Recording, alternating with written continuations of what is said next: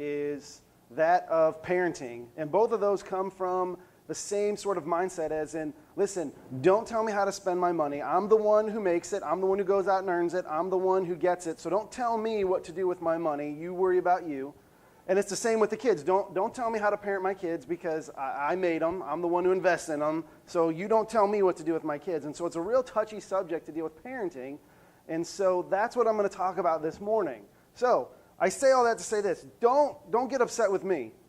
The reason that I say that is because the way that I preach is I do expository preaching. I take a passage and I expose what is in there. What does God say? So you're not going to get my opinion. You're not going to get my conviction. You're not going to get what I think. Because I am not a perfect parent, all right? I have 4 little boys that will tell you my dad is not a perfect parent, all right? So don't ask them. Please don't. I have enough to deal with the 4 little boys running around who already think, that I'm an ogre and I'm mean and why do you make me do this stuff, Dad? And it's all I always tell them, because it's to make a man out of you. It's to make you better. It's to make you tough. And so they're like, I don't want to be tough. I don't want to be a man. They used to say I'm 4. And I'm like, I don't care. You're going to be a man. So... but this morning, I just want to give you real quick just a little bit of my credentials. I've been doing family ministry and student ministry for over 10 years in different states, different churches. I've seen the gambit. I've had parents in my office. I've had couples in my office. I've had kids from elementary school all the way through college. I've had kids who've graduated college. I've dealt with a lot of things. There's not a lot of stuff that hasn't walked through the door that I haven't had to deal with in my 10 years in family ministry. And so I've seen a lot of things, and I know a lot that goes on out there. And I understand one thing, that families and parents are just like my wife and I. They're not perfect. And if you're a parent, it's a tough gig. And I have always said, I started in ministry, the last thing I wanted to do was be a student pastor, and then I found that's the only thing I wanted to do. God worked on me. And I was reading scripture one day, and I found out this. If Christians truly knew, if they dug deep enough into their scripture, into their Bible, if they truly knew what is expected of them as parents, we would really heavily consider whether we want to have children or not, because it is very, very serious when it comes to us having children and what God has expectations from us as Christian parents. But that is another sermon for another time. I'm not going to delve into that. I want to look at this passage this morning. Remember, these are not my opinions. These are what God wants us to know about parenting, all right? So, Psalm 127. Whenever I speak, I don't care if it's to teenagers, college, at camps, revivals, events, whatever. I do the same thing always, always, always. We start at the beginning because I think that's a great place to start. If you don't start at the beginning and you end up somewhere, then you just assume that everybody knows what you know, and then you leave and you go, how come people didn't get it? Well, because you brought them into the story halfway. I'm going to bring you from the beginning. Psalm 127, let's do the basics, the history and the background, the who, the what, the when, the why, the how, all of that. So we're all starting on the same page. It was written by David. Now, I found one Bible scholar, really respected, thinks it was Solomon. But after doing further research, I tend to believe it's David as well because it makes a whole lot more sense, and you're going to see why as we move on. He was writing and giving instruction to his son, Solomon, who is going to take over the kingdom one day. So David, the king of Israel, he's writing to his son Solomon. Now Solomon, you say, well, how do we know this? Well, it tells us right there that it is a song of accents of Solomon. So he is writing this to Solomon. And how do we know that Solomon is his son? Because if you look in 1 Kings 1:11, you see where it says, then Nathan said to Bathsheba, the mother of Solomon. And if you know anything about David, you know that he had an adulterous relationship with Bathsheba and they had a son. And that son is now going to take over the kingdom. So he's writing to his son, Solomon. Where did he write this? He wrote this in ancient Israel. When did he write this? He wrote this near the end of his reign as king. So his whole life, from the time he was a little boy till the time that he is a king, the end of his reign, he's like, I have to get information to my son. So he's writing to his son, Solomon, to teach him and instruct him how to be the future king of Israel and how to have a successful kingdom. I know I'm going really fast. I want to get through this stuff to get to the good stuff. He writes this through the inspiration of God, just like the rest of this Bible was written. And he tells Solomon some of the most important things he could ever tell his son as a father. Think about this. If you were a father and you're getting ready to die, and you have a son, and you want to pass on information to your son, You don't want to just tell him, make sure you take the trash out every Tuesday. You don't want it to sit there for a week. You want to give him good information, you know? You don't want to tell him the things that are not important. You want to give him the best information you can. So this is what David thinks is the most beneficial information to give to his son, the future king of Israel. All right? If you have children and you're a parent, you know that your children one day think they're going to rule the earth. They think they're going to be kings of something someday, somehow. All right? So think about, I'm going to rule someday. For little boys, they all think they're going to rule. They all think they rule the house. They don't. What rules the house? The queen. That's right. The queen rules the house. The queen always rules the house. Amen. All right? The queen and the paddle. Those are the two things that are feared most in the house. All right. Let's read Psalm 127. Unless the Lord builds the house, those who build it labor in vain. Unless the Lord watches over the city, the watchman stays awake in vain. It is in vain that you rise up early and go late to rest, eating the bread of anxious toil, for he gives to his beloved sleep. Behold, children are a heritage from the Lord, the fruit of the womb a reward. Like arrows in the hand of a warrior are the children of one's youth. Blessed is the man who fills his quiver with them. He shall not be put to shame when he speaks with his enemies in the gate. Pray with me real quickly. God, I thank you this morning for the opportunity to open your word and to deliver your message and your thoughts and your opinions on parenting and what we should be looking for as parents and how we should do our job. And God, I just pray now that you would take this time and you would hide me behind the cross, Lord, and that your message would come out true and that people would leave here today loving you more than when they walked in the door. God, bless this next few minutes as we look into your word. Speak to our hearts. We love you in Jesus' name. Amen. All right, so let's start. What is David saying to Solomon? What is he saying to us, the reader? Unless the Lord builds the house, those who build it, they labor in vain. The entire passage, the entire message is built on this whole sentence right here. Unless the Lord builds the house, those who build it labor in vain. David is telling Solomon that unless God Almighty is the foundation of the kingdom, of his house, everything else is going to fail. Above everything, in his life, God must be the most important. We hear that in church all the time. God's got to be the most important. God's got to be the most important. David is telling Solomon, God has to be the most important. If you want to have a successful kingdom, because I've been through the gambit, son, listen to me. I've been places you've not been. You better have God as the foundation. Everything better build off of God and build up to this great kingdom, or it's going to fail. You're going to lose. You're going to lose. So, without a good foundation, you will not endure. If you have God as the foundation, I promise you this, God will protect you. He will protect your kingdom. That is not to say if you don't have God as a foundation, God is going to say, well, you didn't let me be the foundation of your household, of your kingdom, so now I'm going to rain down punishment on you. That's how a lot of our minds work. That's not what David's saying. What he's saying is, God is saying, if I am the foundation, you have my hands of protection over you. I will take care of your kingdom. I will take care of your household. I will give you peace. I will give you rest. If you choose to not make me the foundation, if you choose some other route, if you choose to build it on your job, if you choose to build it on your wealth, if you choose to build it on love, if you choose to build it on family, if you choose to build it on anything other than me, I'm just going to remove my hands of protection. I'm not going to force things to happen to you, but all those things that could be happening to you, I'm just going to remove my hands and you're on your own. Now, I don't know about you, but I would love to have the hands of God protecting my family. Listen, we send our kids out every single day into the world. We send them out to school. We send them out to jobs. We send them away to college. We send them out to have a regular life. I would love to have God's hand of protection over them because I can't be there. And I don't know if you realize this, but the place outside these four walls is a very evil place. It is very dark. It is very nasty. And we are sending our most prized possessions out into it. So I would love to have God's hand of protection over my family. So yes, I want him as the foundation. So he says that to his son. That's a big, massive deal because nobody knows more in the history of the Bible about God's protection and having his hand of protection over him and his life than David. Think about everything that David went through.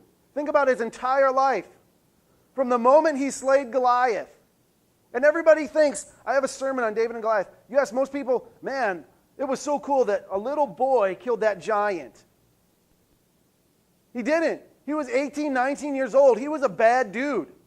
And he walked out there and he took on the biggest, baddest dude that was around. He killed him. Tell me he wasn't like, all right, God, I need your hand of protection. I mean, it's amazing the things that David went through.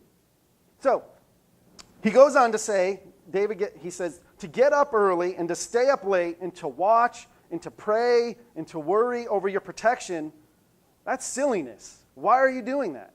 Son, I'm telling you, don't stay up late and worry. Don't get up early in the morning and worry about all these things that are going on and wring your hands. Listen, if you have the protection of God, don't worry about it. He goes on and he uses a phrase. He says, do not eat the bread of anxious toil or the bread of sorrows. And I said, that's really weird. Don't eat the bread of sorrows. I'm like, well, why would I want to? You know what? I think I can have the raisin bread or the blueberry muffin. Give me the bread of sorrows. That sounds really good. I want to be sorrowful today. I'm like, bread of sorrows? What is that? It was an ancient term. When you were a slave, there were slaves in the field that would work, and they'd be out in the field working, and they would eat anxiously before a master would come by because they didn't want to get caught. So they would eat anxiously, and they'd get up early, and they would eat anxiously, or they'd wait till the end, and they would eat really fast. And he's saying, listen, calm down. Don't eat the bread of sorrows. Don't eat the bread of anxious toil. Listen, calm down. You have the protection of God. What else do you need? There's nothing else. You are great. Take the protection of God. So, he gets that. He moves on to that. This is where things get really good. All right? This is where things take a turn. They connect all together. And you're going to see as this all comes together. We move on to verse 3. Understand, this is not a separate section. This is a continuation of what David is saying. It's not a separate thought. It's the same thought.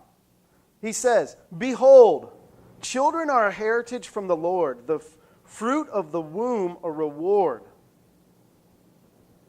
Notice that David connects parenting with ruling a kingdom. That's bonkers. He could talk about anything, and he says, ruling a kingdom and parenting go hand in hand. They are the same thing. They are vitally important one to the other. You can't separate them. It's the same continuous thought. So why does David go from speaking about peace and comfort in war into talking about being a godly parent and having a strong kingdom? Because he knows that a kingdom is built of homes, is built of families, is built of people. And when he says your kingdom must have a foundation of God, he's saying, listen, from the top to the bottom, there must be this foundation of God where the ruler, God is the pinnacle. I'm going to build my household on God. And that will trickle down all the way down through the families. And if you want to have a kingdom that has a strong foundation built on God, it's going to require that your families and your households within your kingdom all have strong foundations of God. And guess who has an influence on that? You do, son. You do. You will influence all these people. So how you respect God and how you treat God and how you live your life in putting God first, your kingdom will build off of that. And if you don't have strong families that make up your kingdom, then you're weak. Then you've failed. So he knows this. Go back to the very beginning. Unless the Lord builds the house, those who build labor in vain. It's for nothing. You're wasting your time. So he knows that this is made out of families and good parents. I want to take a little side journey right here, something for you to work on your own. I want you to look into this. I want you to research this on your own as a devotion. I find it very strange that when David approaches the subject of children as he's going through this, he says, behold. That's the first thing he says, behold. The Hebrew translation, when you read it out literally, says, listen and look intensely. Gaze deeply. He's saying, son, listen to what I'm telling you. Pay attention. Look at this. Children are a heritage from the Lord. The Hebrew translation of heritage is they are an inheritance. They are a possession. They are something given to you by God that you are to be a good steward of, just like your finances. God gives you finances, and he says, listen, invest in this. Use this wisely. Treat it very specially. Do not waste it frivolously. Do your best with it. He does the same. The correlation is the same with children. God gives us our children. Invest in them. Use them. Make them the greatest that they can be. Put a lot of value into them. Don't just have them to have them. And so David is telling him, listen, son, your children are a huge blessing from God that you are expected to take care of. So I'm going to go back to one of the very first things I said that you can study out on your own. I find it very odd that the two most things that people don't like to hear in church are finances and children, and David puts them both together and says, here, deal with it. Put them both together and see how they have the same value. All right? So you can take that home. You can study it. There's a bunch of tools you can use to look at that. That's another subject for another time. So let's go back to what we were talking about, where he says about the kingdom and about the children and how you have to have the strong foundation. And he goes into this next statement, verse 4. Like arrows in the hand of a warrior are the children of one's youth. If you're reading this and you're like me, you're like, David, you are jumping all over the place, bro. First you're talking about a house and a kingdom being strong and having protection of God. Then you start talking about children and finances. And now you're saying that children are like arrows in the hand of a warrior. What? This is a really deep part of the passage. When I started to study this, I go, wow, this is amazing. This is a meaty nugget for us to hold on to. So listen. Children are like the arrows in the hand of a warrior. Why would David pick this analogy? He can pick any analogy in the entire universe, and he says children are like arrows in the hand of a warrior. Warrior, that's the key word. He could have said like arrows in the hand of an archer, or a hunter, or a father, or a man. But he specifically says a warrior. The term warrior is very specific to the concept that David is teaching. And I want to explain this to you. I got a video clip I'm going to show you in a minute. But I want to lay out where the video clip's coming from. The term warrior that David's using is very specific, and here's why he chose it. I'm going to show you a clip from the movie 300. Now, if you don't know anything about 300, it's about the 300 Spartans with their king Leonidas. Xerxes is coming through, and he's just wiping out nations. He's got hundreds of thousands of soldiers, and he wants to take over Sparta. And Leonidas is like, that ain't happening, bro. You're not coming and taking this. So he takes 300 soldiers, that's it. And he goes for a walk. And that's what he tells his governors. What are you doing? I'm just going for a walk. He's not going for a walk with 300. Who goes for a walk with 300 soldiers?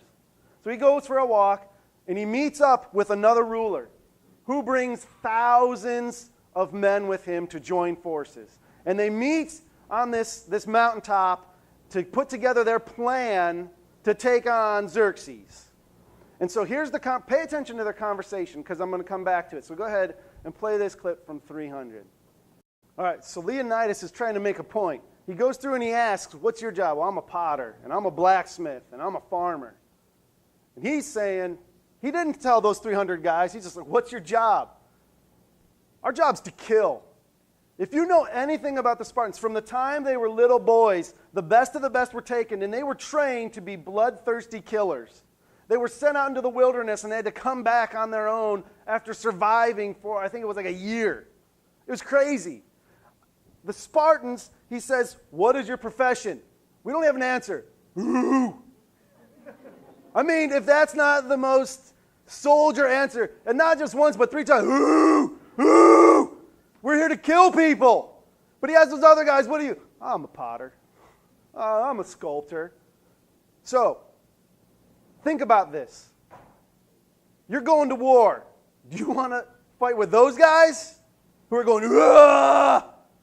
Or these guys, yeah, I like to sculpt stuff now and then. I like to make some pots.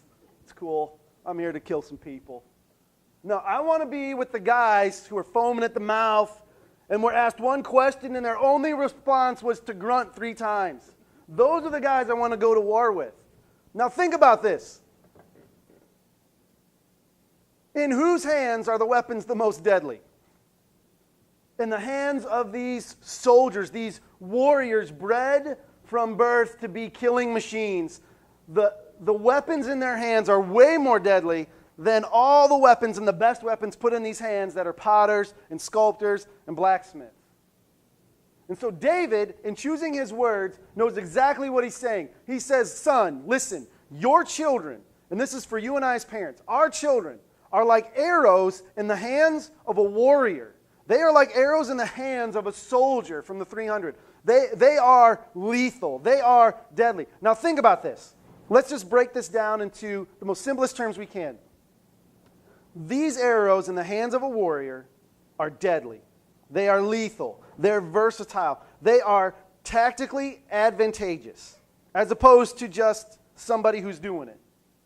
Think about their arrows. They are made with the best material. These guys might go out and say, hey, you know what? That tree looks good enough. I'll take down this, and we'll get some pine, and we'll get this. And oh, that rock looks good, or that piece of metal looks good. Let's just make an arrow.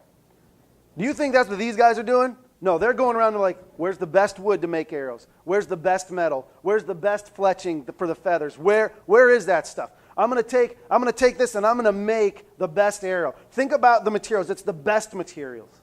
Think about how they're honed. They are honed with precision and care and specific love and intention.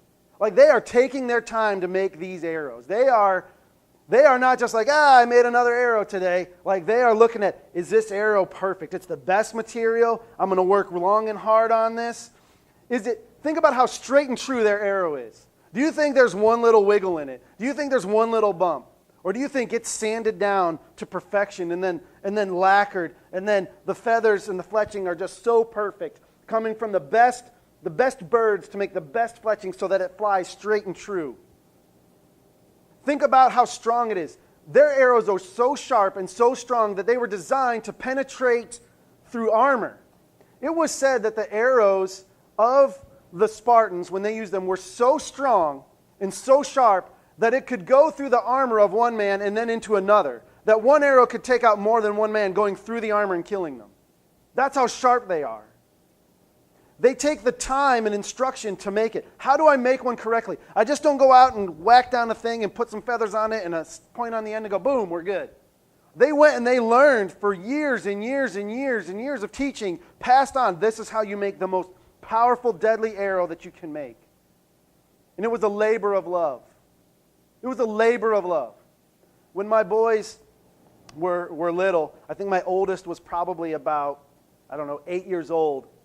It was a mysterious thing. My paddle in my house kept disappearing, and it would just vanish for no reason. Like, where'd the paddle go? We don't know. We don't know where the paddle went.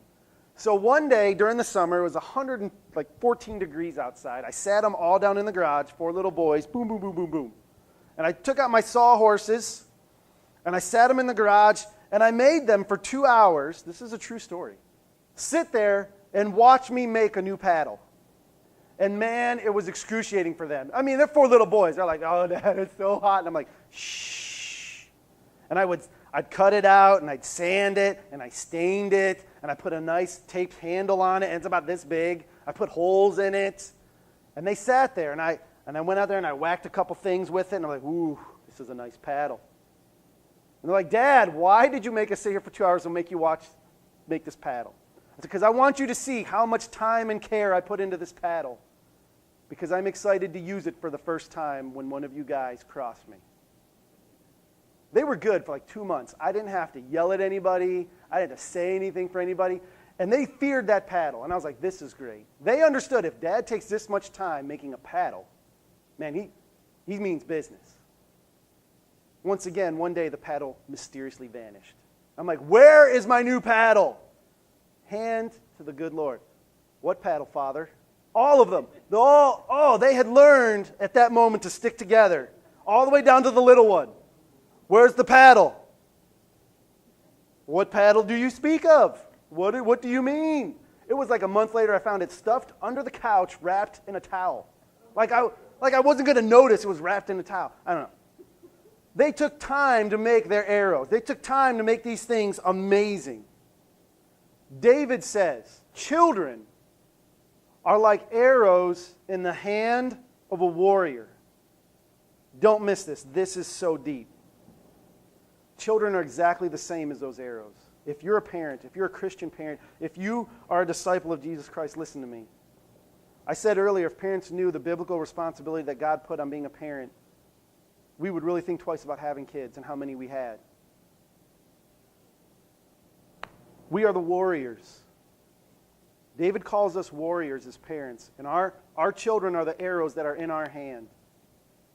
And it is our job as parents to work them, to make them perfect in every way, spiritually.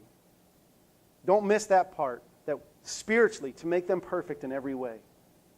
Not socially, not athletically, not scholastically, none of those. Spiritually. The value is put on their spiritual straightness, their spiritual deadliness. Parents are to work them to make them perfect in every way, to build them with the best materials, encouragement, love, the foundation of Christianity, our Scripture, our Bible, to make them out of the best material that we have, that we can find, to take them and to hone them with precise care, with love, with specific intentions, just like a warrior would with arrows. We need to take them and hone them. And that comes from discipline. That comes from instruction. That comes from love. That comes from understanding. It comes from communicating with them, from being involved in their lives daily, from leading them from a biblical perspective and saying, this is how you need to be strong spiritually. To make them, teach them to be straight and true as they possibly can, without any wavers, without any bumps, without any problems, to make sure that they have the best fletching and that those feathers are in just the right spot so that they fly straight and true. To make sure that they are sharp, that they are so sharp that they can penetrate armor and penetrate it deeply. It is our job to produce a complete and deadly spiritual weapon with our children. Listen, why did David say that children are like arrows in the hand of a warrior? Because David knew. Everyone, Solomon knew. He grew up in the kingdom. He knew what warriors went through. He knew how they worked on their arrows. He knew how they worked on their fighting skills. He knew how they did all that stuff. And so he could make the correlation. And David says, listen, children are like arrows in the hands of us parents, of a warrior. Listen, David knew that the world is a bloody, dark, evil place. And David knew, because whether you know this or not, or you can process in your mind that there is a bloody, evil war going on around us. The time is dark. The time is bad. Christians are losing the battle. We have become content and we've become stuck in our ways and sticking our head in the sand and just thinking that everything's okay, or saying, well, the world's an evil place. We've let our churches become social clubs and places where we come to just hang out and have fun and see our family and our friends. We've let our churches turn into things that are all about fun and entertainment and programs. And Satan and evil is winning because as parents and as Christians, we don't take the war serious. We're like potters and blacksmiths and sculptors who show up for a bloodbath. And as parents, we're not doing our job. I said to my wife about a month ago, I was watching the news, which is the most depressing thing any human being could do. And I was watching it, and I looked, and I said, just out loud, she was in the kitchen, I was in the other, I said, I don't want to live here anymore. And she's like, Florida? And I said, this planet. I said, I just want to be gone. I'm done. I'm out. God, come take me. Let's go. And then I saw, some with the bumper sticker, Meteor, 2016, just ended already. Yes, let's do it. Let a meteor hit the earth and let's go. I'm out. This is an evil place. It's bonkers. It's crazy out there. Think about David saying this to Solomon thousands of years ago. Son, it's weird out there. It's bonkers. It's evil. Children are like arrows in the hand of a warrior. Here's the scary part for you and me as parents. As long as those arrows are in our hand, we're good. We can still work on them. We can still hone them. We can still make them straight, sharp, true. We can change the material if it's not perfect to make it better. This bad part is, once we pull that arrow out, we pull back and we let go. It's no longer in our hand and it's gone. It has gone into an evil, bloody world where there is war going on. We have done all that we can do at this point. The moment we do this, we're done with that arrow. And at some point in time, you have to do that with your children. At some stage in their life, you are going to one day point them towards the world and say, boom, you're on your own, I'm letting you go. What type of arrow have you made? Did you spend those, let's say it's 18 years, did you spend those 18 years crafting the most deadly spiritual arrow that you could? Because God says you better treat this with importance because it is important. They are the most valuable thing I can give you that you need to take care of because they are going to be the future warriors. Did you use the best material? Did you spend time honing them? Did you teach them in love? Are they made out of the best materials, which is my word? Did you do that because you're going to let them go and they're going to go out into the world, and are they going to pierce armor and are they going to take out evil, or are they just going to hit something hard because they were made out of weak material and just shatter and explode and be useless? Are they going to fly crooked and go nowhere and hit a tree or up into the sky or into the dirt? Did you put good enough fletching on it so that it stays true? When you let them go, your children are going to have to make choices in life, and they're going to be up against more difficult decisions than you and I have ever faced. Are they going to stay true to that path? Are they going to fly straight? Are they going to do what God wanted them to do because He gave them to us with a purpose? This is heavy, deep stuff. And David says, hey, make sure that your children are going to be the greatest things because once they leave your hand, your job is done. Do your best. Do what you can. Son, listen to me. Your children are going to be the pivotal part of the foundation of your kingdom. Spend your time honing them, making them, using them. They're going to be a part of your foundation of your kingdom built on God. I want to make a quick correlation here to where we're at. City Place Church is not an idea to just have another church in Lakeland. There's churches meeting all over. We don't want to be a place where people come and just sit and have fun and it's a social gathering.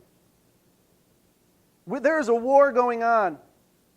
And we are warriors. And we need to send soldiers out. And we need to shoot our arrows, which are our children, into this dark place. Be a part of something that is going to change the world. The last verse in a nutshell, he said, blessed is the man who fills his quiver with them, speaking into children. After understanding everything we know about children and arrows, can you see why a man would be blessed to have a quiver full of children? Think about it. If you had a bunch of children, I have 4 boys, what would give me more joy in my life to see them grow up and be the most godly men that have ever walked this planet? They could be destitute poor, they could be dog ugly, they could be just dumber than a box of rocks. But if they were the godliest men that I've ever put my eyes on, what would make me more proud? Would I be proud if they lived in giant mansions and had tons of money and all this other stuff? Or would I be more proud for them to be the godliest men that God has ever put on this planet? I would be blessed to have 4 men that love God. My history professor in college said, gentlemen, I did some research on this. The minimum amount of arrows in a quiver, a soldier's quiver, was 7. So do with that information what you will. It'll be hard to find a wife that will say, sure, let's have 7 kids. I'm like, hey, no, that's good. 4 is enough for me. I'll just make them really good arrows. That's what I'll do. I'll just make 4 really good ones because at 7, that'd be crazy. Lastly, he says, he shall not be put to shame when he speaks with his enemies in the gate. That's another phrase that was talked about. Listen, When you go to war and you go through the gate, you're going to meet at the gates. If you bring your children behind you, it's going to be the same scenario. We're here for war. What are you here for? What spoke more volume? 300 guys going, "Rah!" Or a couple thousand guys over here going, "I'm a potter. I'm a blacksmith." When you go to war, your children will speak volumes about you and the type of spiritual leader that you are.